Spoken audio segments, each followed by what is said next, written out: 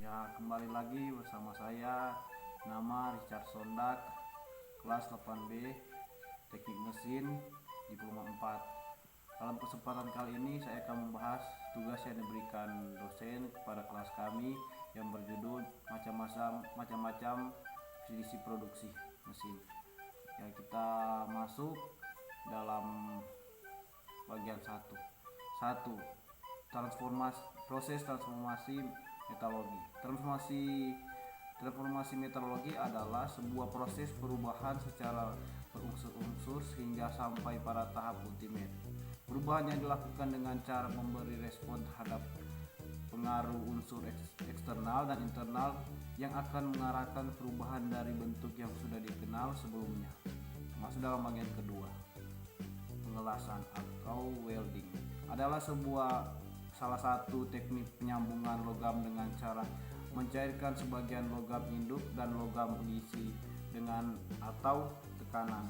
Dengan kata lain, las merupakan sambungan setempat dari beberapa batang logam dengan menggunakan energi panas. Ya, kita masuk dalam bagian ketiga, pemotongan logam.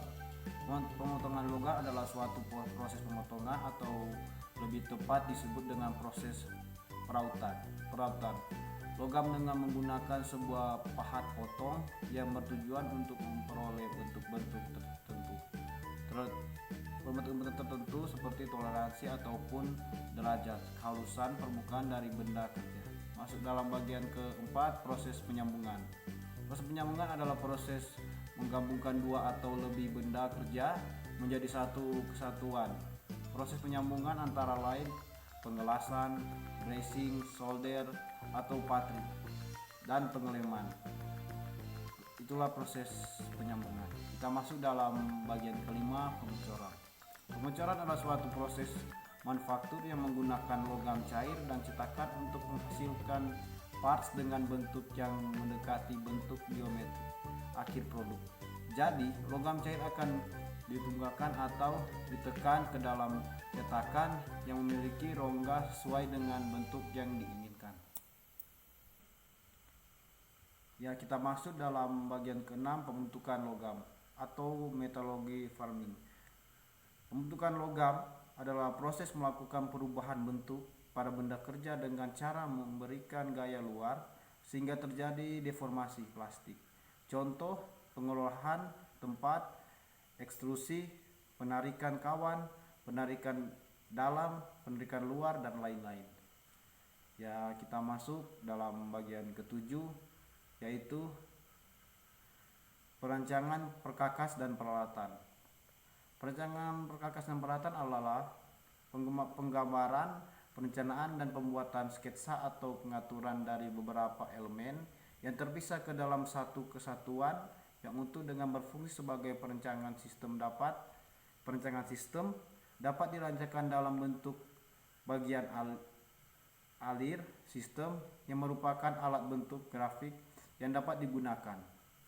Dengan begitu, perancangan sistem adalah penggambaran perencanaan yang pembuatan sketsa elemen yang terpisah.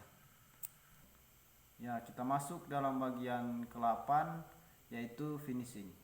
Finishing adalah suatu proses penyelesaian atau penyempurnaan akhir dari suatu bangunan atau mesin.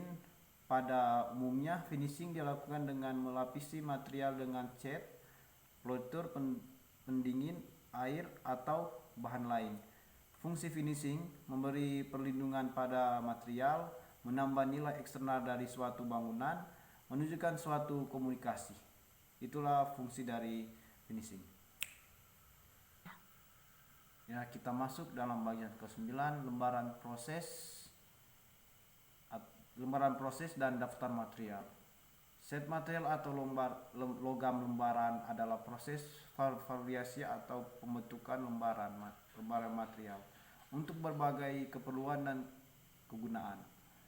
Bill of Material atau BOM adalah definisi produk akhir yang terdiri dari daftar item bahan atau material yang dibutuhkan untuk merakit, mencampur, atau memproduksi produk akhir. BOM dibuat sebagai bagian dari proses desain dan digunakan oleh menentukan manufacturing engineering untuk menentukan item yang harus diberi atau diproduksi. Ya, sampai di situ tugas untuk kali ini. Mohon kalau ada kata dan pembicaraan yang tidak benar, mohon maklumi karena ini masih dalam proses pembelajaran. Sekian dan terima kasih.